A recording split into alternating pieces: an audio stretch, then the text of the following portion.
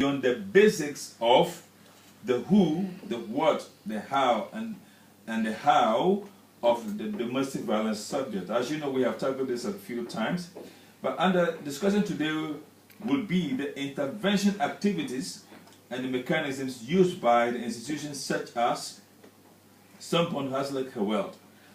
This focus is needed to clear some misunderstandings of how the intervention system of the child protection system of the child protection agencies work here in the Netherlands. We hope also through this program to bring much needed enlightenment to this aspect of the work of child protection by relevant institutions in the society.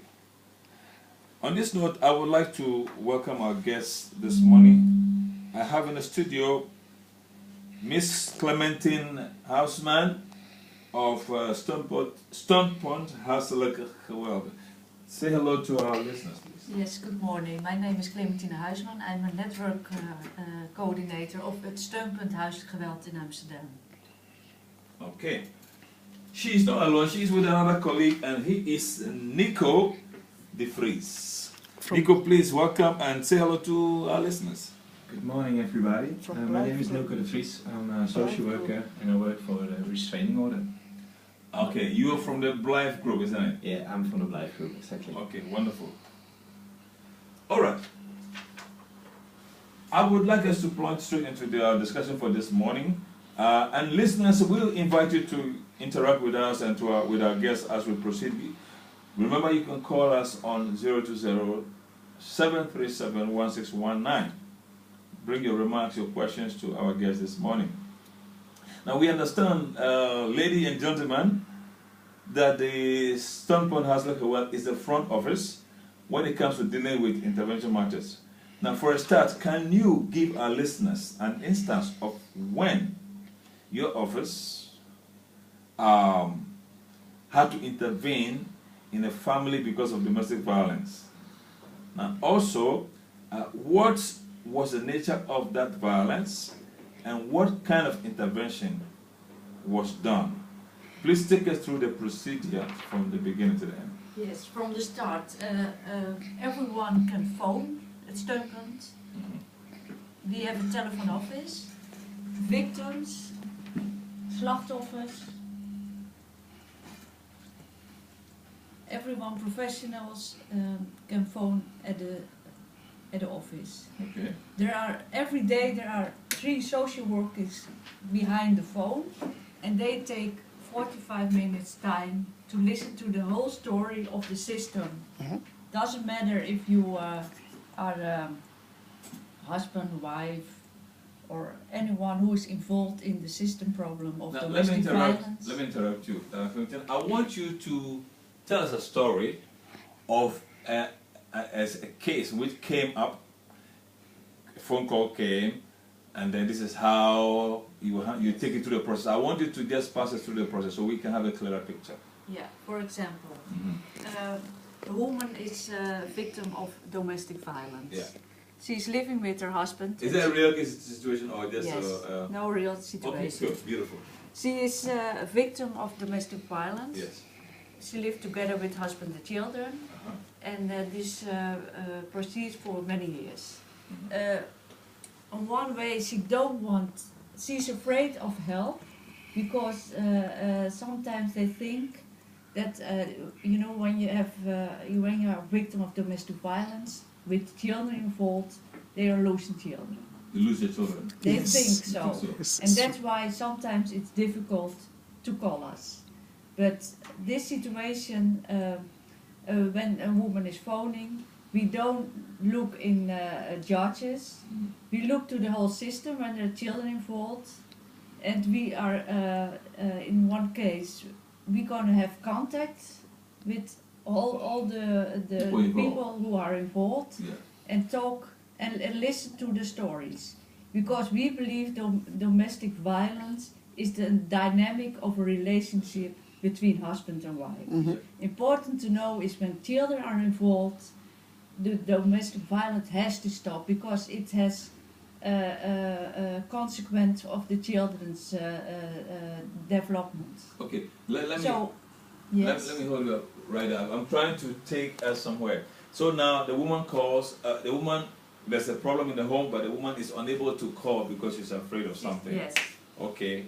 Now, how do you get to know about the situation, and what do you do from that point? Yeah, the social workers, as I said, make an appointment with both parts Yes. and listen to both stories. Uh-huh. And from there we try to organize from, for example, an organization of the Blijf group, we organize a conversation. We don't judge, we listen to the stories. And we always have in mind, okay, children, it's important that children stay together in a family. Yes. Family life is important. But we also have to be focused on children, so when it's really when you see that children have really problem, we have to take some interventions. But yes. Yeah, good. You finished. Yeah, finished. So, No, go ahead. but the main thing, stay together. And sometimes people who are using violence, sometimes they are not really, they don't want to have violence. Everybody has his own story behind. Mhm. Some people have not to learn how to communicate, or they are in a family who have also been involved in violence. Yes. There could be different kind of backgrounds, or it could be an alcohol problem, Mhm. or a financial problem. So we go inside this problem Mhm. and we intervene help from different kinds of organizations what we need on that moment. Okay. And from there we start. Yeah. Okay, that's Wow. fine. You hold it right there. Nilko.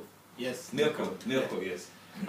You want to come into add what you say, because what I want to do right now is to paint a picture of what happens. Like the scenario she began with, a woman in a family situation whereby there's violence, and the woman is unwilling to call because she's afraid, blah, blah, blah, blah. Okay, now, I want us to take it from the point, let's say there's a phone call, there's a phone call about the problem.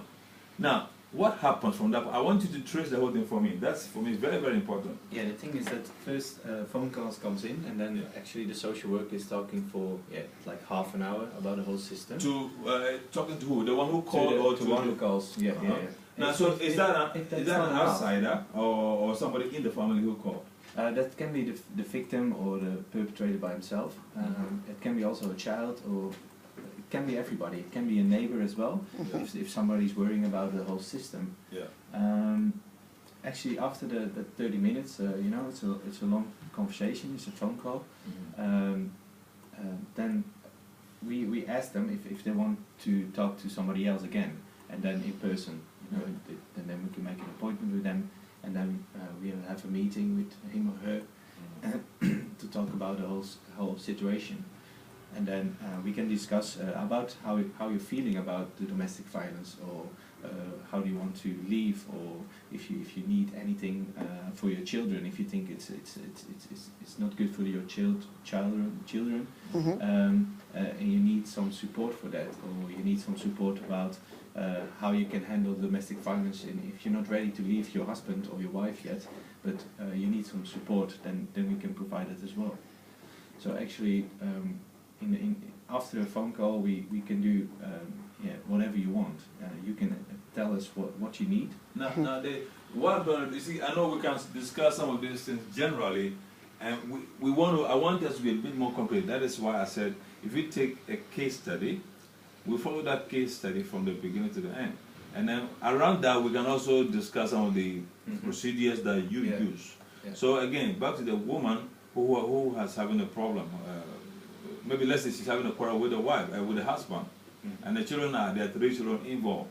Okay. Now, let's say a neighbor calls and said, well, I see this couple, they're always having a quarrel, and they have kids, and I think this is not going well. So from that point, what happens? You get a phone call from the neighbor about the family next door who are having a domestic violence situation. Yeah. So what happens then? Yes. When the neighbor phone us and they worry about the next neighbor, Yeah. then what we have to do is we advise them one thing is you go to the police and you say, well, I'm worried about the next neighbor, I don't know what's going on there. That's one thing. Okay. When you think it's safe, you can also first talk to the neighbors and tell them there are officers about like our organization. Yes. And also in every part of the city there are some office, like I don't know how you see it in English. Every government have stadsdelen. Yeah. But yeah, they have a small office, and you can go there and tell the story, the worries, and So the neighbor can go and make yeah. the And story. say, well, I'm worried about this and this and this, but I'm not sure what's going on. Okay. Can you help me? Okay. And what they do, they organize help. They are also social workers, and they knock on the door of the people and ask, hey, if you need help, what's going on? You know, they tell the worries, and then from there we start to see what kind of help they need. And again, in this kind of situations, we don't judge. We just want that the whole system is getting help. Yes. Okay. So let's say you get into the situation and you find out that okay, they are having a fight every now and then about money. Maybe the man says, well, I you know, I work hard and I bring money, but you're not managing the money well, and every time we have shortage of money or we are spending more than we're making, you know, and so the thing becomes Yeah, in that quarrel, a violent situation. Yeah, in that situation, the social workers talk together with the husband and wife and listen to both of the story. Yes. What situation is hier grondslag? What's the base of this problem? Yes. They find out very clear, and from there we organize help. The man said this, the husband said that, and we try to help in between. So both are awareness about this problem, because behind a financial problem there must be another problem. Yes. So behind, what else can be behind the financial problem? If let's say they're spending more than they are making, what else could be behind that, apart from overspending? Yeah, some people lost a job. Yeah, Yes. there can be, of course, like alcohol or drugs problem that costs a lot of money, and that's a basic as well. Okay. And you get stress, Yes. and when you get stress, your body is reacting on that, also. Yes. and your some people don't communicate, but they are hit someone. Wow. That's So one of the examples. what kind of intervention can you bring into a family like this we're talking about? Well, let's say the woman, or it can also be the man, maybe not managing the money well, and because of that they're having a quarrel. What sort of intervention can you bring in, apart from sitting to talk with them? Can you explain more clearly how you can help in this situation? If there's like a financial problem, Yeah. well, we can support them to go to the schuldhulpverlening and help them with that, and maybe just arrange a meeting with the debt collectors and everybody. Yeah. We try to arrange that and to manage that. Well, sometimes the main thing is, of course, it's financial problems, but like Clementine said, there's always a lot of things more going on, and that's yeah, we try to help them with that as well. So we try to manage the whole system and to look what's wrong in the whole system, and if the main problem is the financial problems, then we try to arrange a meeting with a social worker who helps you with the financial problems. Well, Or when there is alcohol problems, we also can look for help with the Jelinek Clinic. Okay. They have also programs on this, but the important thing Yes. that people recognize the problems. That's the first start. The awareness of the problem. Because when you don't agree with it, how can you change the situation? Yes. Yeah. Okay. That's Well, it. if you listen to this program and you have a question or remark for our guests, Clementina and Mr. Nelko, give us a call on the studio line 737-16 19. Now, as you know,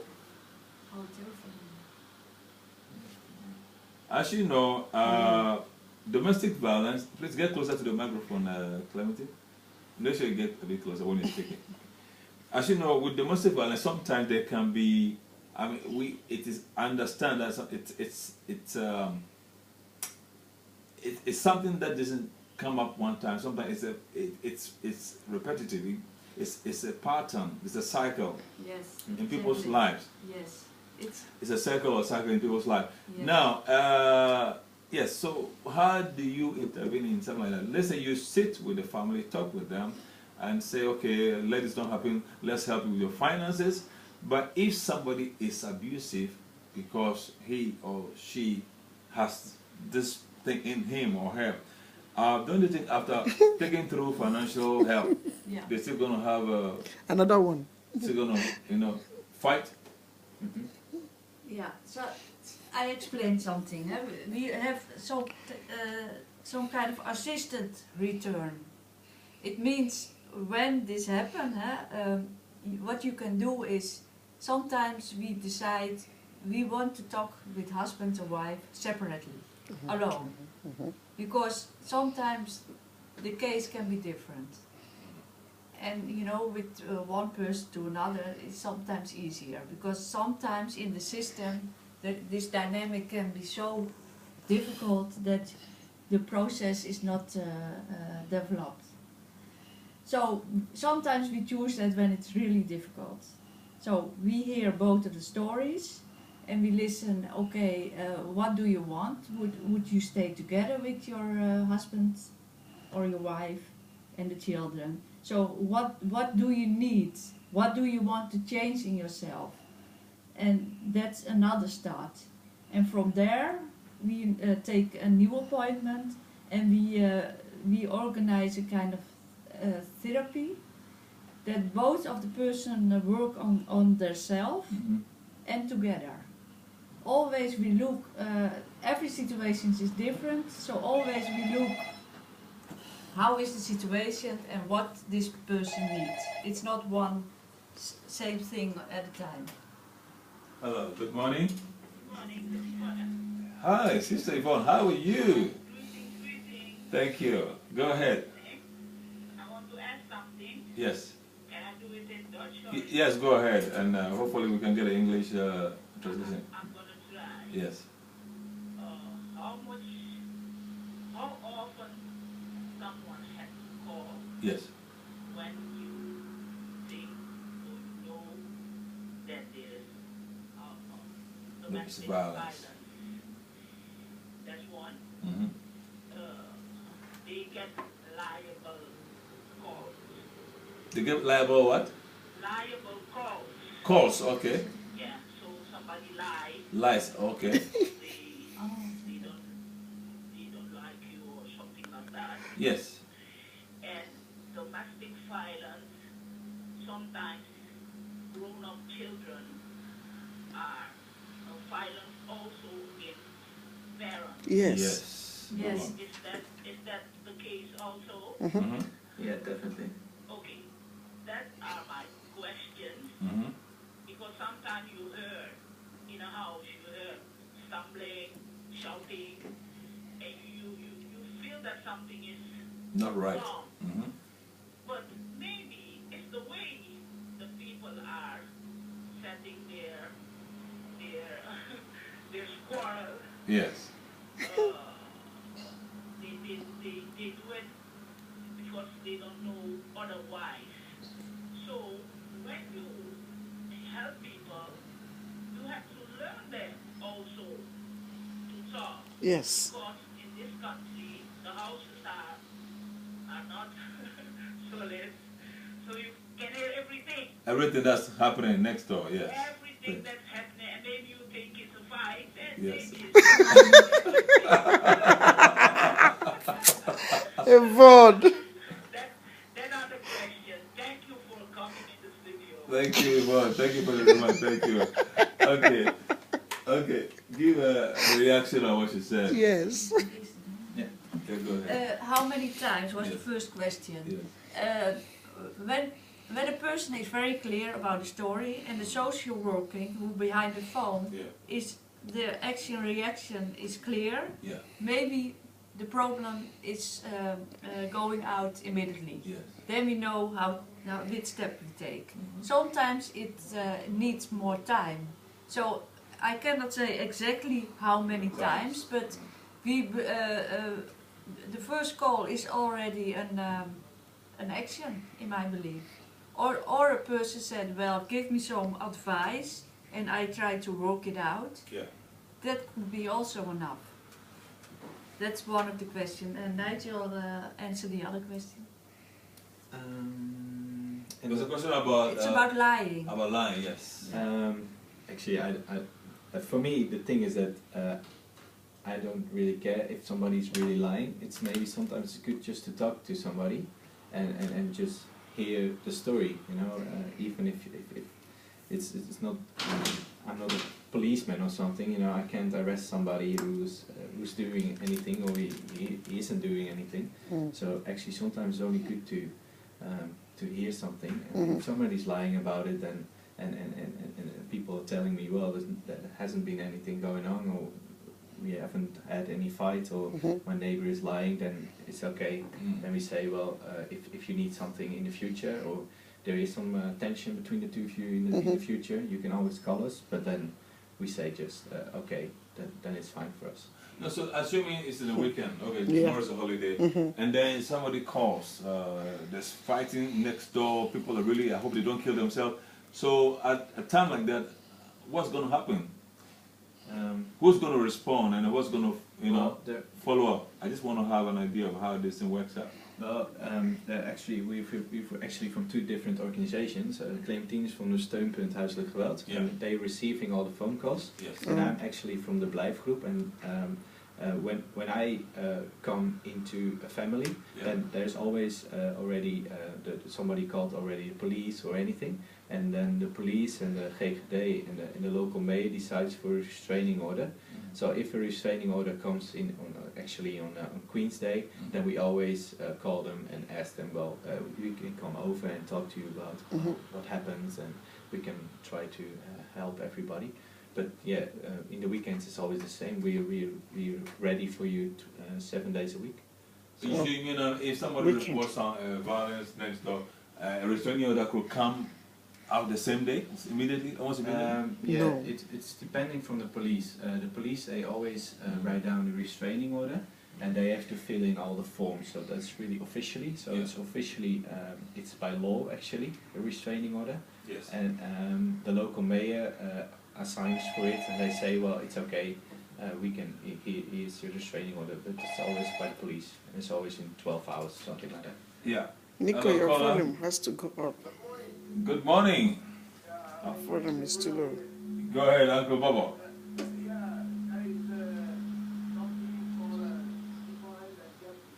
Yes. Me? Yes.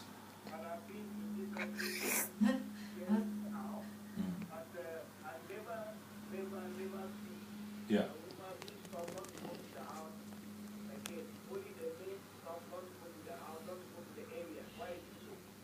Yeah. Did you hear? He said he's been in this country for a while. He noticed that most of the time, when there's intervention, in a domestic violence situation, normally it's the man that is put out and never the woman. Yeah. What is that? It's quite unjust, he thinks. That, Normally, the man is put out of the home, not the woman. Yeah, that's actually a thing that's true. Yeah, and the thing is that most of the time the woman is taking care of the children and the man is working. So it's really like a traditional way of thinking. But yeah, that's true. Well, it happens actually sometimes that the woman is getting out of the house as well. But actually, it feels a bit like a worst thing what we can do, you know, that the man is getting out of the house, but they have to realize that we actually not try to judge that the man is always the perpetrator, but one of them has to go out of the house and see it as a 10 days cooling off period as well. think about your relationship and think about how you want to manage in the future, and think about your children if they see like a lot of tension between the parents. And of course it feels a bit like you're losing the game already if you get out of the house, but I always try to explain to people and the guys and the girls who are getting out of the house that they don't have to feel it that way. Just feel it as a 10-day cooling off period, and try to really think about your relationship, and then the 10-day it's I can imagine that it feels like you're the perpetrator and you get kicked out of the house, but that's not how we see it. That sometimes that's really hard. Yeah, let me before Valentina comes in, I want to get back to the caller before this one. She spoke about the lie, and I had a question about that, which maybe I'll throw in. But she spoke about children who are violent against their parents. Yes. How do you intervene in that? Yes. Yes. Actually, in a steun met huisgeweld, I think Clementine has asked that, but in the way of the restraining order, we actually see it quite often that the children is getting out of the house for 10 days. It's getting more and more. Yeah. So. So you mean you're getting more and more dealing with cases like that, where children have to be put out of the house for 10 days? Yeah, that's true. Yeah, we see it quite often, actually, the last year or 2 years. Yeah. And we do it like the same way as we do it with a couple who's married. So we talk to both of them, and in the end we have like a whole system. We talk with the whole system about the problems in the house. Yes. The thing a lot of the times is, a child wants to have his own place and want to leave the house, but we cannot help you with the house. So that's most of the time that's the main problem, that the guy or the girl wants to leave the house, but that's the only thing that actually we cannot help with. So when a teenager who is under 18 gets into a violent mode with his parents, you're able to put a child out for 10 days? Or No. It's always, you have to be older than 18. 18 before you... And if there's like domestic violence with somebody who's underage, then Bureau Jeugdzorg is getting involved. Yeah, and Bureau Jeugdzorg is talking to the whole system as well. So Okay. So when is the child is a minor, then Bureau Jeugdzorg has to come in? Yeah. Okay. Wow. Now, Clementina, maybe back to the lie problem. Let me ask my question, then you can answer together with what you were going to say. The question I was going to ask is that if someone makes a report about violence in the home, and how do you really know? I mean, because sometimes it can be a foolish call, not really true, somebody playing pranks, for example. But how do you determine, how do you know whether you can react on a particular case or not? I don't know how many calls you get in a day about these cases, but are you able to use the same energy to follow all of them, or sometimes you can sift through them and say, okay, this one must be true, this one is serious, this is not serious, give us some idea about this. Yeah, it could be, sometimes with one answer it could be enough. But I suppose the lady was talking about houses who are very noisy. Yes, you can hear your neighbor. Yeah, that's a big problem, because people, when they are emotional, they talk loud. Yes. And sometimes when you have your emotionals as complete, then it's difficult to temper the emotions. So what you do as a neighbor, I always said first, if it's possible, try to contact each other and try to solve it out together.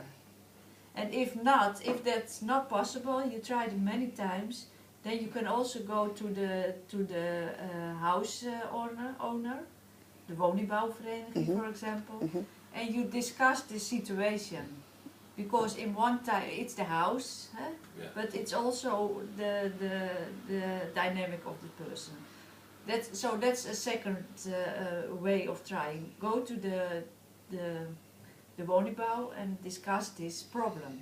What can they do for you when it has these days, every corporation, they have some persons or have contact with people who connect and listen to the stories and try to work it out. And a local policeman as well. as There's well. always the police always Yes. in the neighborhood, Mhm. and you can always contact the phone number of the police, and say, well, I think there's a problem with my neighbors. Maybe you can talk to them. You know, we from the migrant community, we hardly want, we don't really want to get too much involved with police. I mean, you know, as much as possible, you want to keep away from them. Yeah. Not that you've done anything wrong, you're afraid of them, but you just don't want to get involved with police matters. So I'm not sure that option will really work for people, you know. Yeah, I don't think so. So we need really more predictable, more let's say friendlier approaches, you know, without having to deal with the, you know, police people in uniform and things like that. I don't think we're like that. Or social workers from different organizations that can help. Hello, good morning. Yes, with Tifona. Yes, Yvonne, come on, go, madam. Yeah. I hear the answer. Yes. The worker say Yeah. when it is a child or children Yes. above 18 years, Yes. they pull the person Out. that day Yes. from the house. Mm-hmm. But if it's doing it constantly, Constantly, yes. because what you say, Yes. maybe the child or children, they are forwashen, You're grown up, yes. they want an own Place. You own want? place. Mm-hmm. You make trouble. You don't think that can be the problem sometimes, that they stay home too long? Uh-huh. Because if it's not good in the relation, Yes. violence, sometimes against the mother because the father are not there, and if the father are there, yes, with the mother and the father, of course, what you gonna do when the child or children are doing that? They're repeating that behavior Mm-hmm. because you don't know what they had in mind, Yes. or they want to leave, or maybe it's very bad or ugly there. Mm. What you got to do Do. with the children, with the Yes. children or child? Correct. Do with them. That's a good point. Yes. Okay, I'm gonna hang on. Thank you. Give us the answer, yes. So the question is actually, what are we gonna do if we cannot really help? Like adult, I mean, children Repeating. who are above 18 Yes. at Yeah. home, Yeah. and it's Well, always violent. You between said them. it's hard for your community to call the police, but that's actually the main thing that you have to do. Yeah. Try to contact the police and Yes. say, and they will come over together with the GGD. Yeah. And then if it happens again, and it happens quite often, Mhm. they will do a restraining order again, and maybe 2 times or maybe 3 times. So that's And actually by not the that's by not the restraining order, you are saying they're going to instruct one of the parties involved in the violence to leave home. That's what you mean by restraining order. Yeah. Restraining order is always one of the perpetrator or the victim Victim. or one of the two is actually leaving for 10 days. Mhm. And it can be actually, if it's not safe yet, Yeah. so if we think, well, after 10 days we still feel a lot of tension between the two of them, we can extend it with 18 days, and the mayor, so Van der Laan, is actually deciding if it's going to extend by 18 days. But if we want to help just the children, sometimes we try to have contact with HVO Querido or get them involved, or the Legershuis for living not by themselves totally, but with help with a social worker. Yeah. But that's always, you have to wait sometimes for 6 or 8 or 12 months for Wow. a place to stay somewhere. Yeah. So we're talking to the moms or the dads who's with the child is the perpetrator. Yeah. Try to keep it as safe as possible. So if the perpetrator needs violence, how to behave with this violence, then we can help him with that. To special companies called the Waag, we can approve a meeting with them and try to handle in a situation when they feel like I'm getting very tensioned and feel a lot of anger. But we can also help the one who's leaving behind, so the mother in this case. We can help them how to handle somebody who's really how to handle a perpetrator in the house, or feeling more comfortable. So how can they handle a perpetrator who is living with them? Or you're going to put out the perpetrator at some point? Because I'm wondering, if you start with 10 days, you give a restraining order, and then it's extended to 18 days. What happens after that? If the person is not cooling down, what can happen? Yeah, that's sometimes we see somebody after 2 weeks again, and then there's another restraining order, and that's we always try to help somebody the good as we can. But sometimes it's really hard to change a home situation who's already there for 20 or 25 years. We cannot change it in 28 days in total. So sometimes it takes a lot of time for seeing the both of them, that they're actually both doing something, and we try to open their minds, for example, and to think, well, what is your problem? What are you doing wrong in the relationship with your mother, and what is your mother doing wrong in the relationship with you? So that's how we try to handle it. I also want to say something about the children, because we also have 2 programs, the Blijf Group for children, young children who are a victim of the violence, and there is a program in a creative way for the children, how to handle this violence and how to restart their lives again. On the same time, when the children are getting help, the mothers and the fathers are also in a therapy group. And then we mix them together. We have 2 groups for children, I guess it's 6 till 12 years, but also a teenager group of the 16 years children. 11 till 16, and we got like from 6 till 11, something like that. So that's special. They are specialized in helping children, and really on a creative way, and really like talking about and talking with other children who has actually involved with the same situation. So because we forget sometimes, what violence does with children. And children are the future, so it's important that we work on this. And there's some people you suddenly get tired of helping because you've had cases of cases, people calling you for them. Do you ever get tired of some people because it's too much and it's never stopping?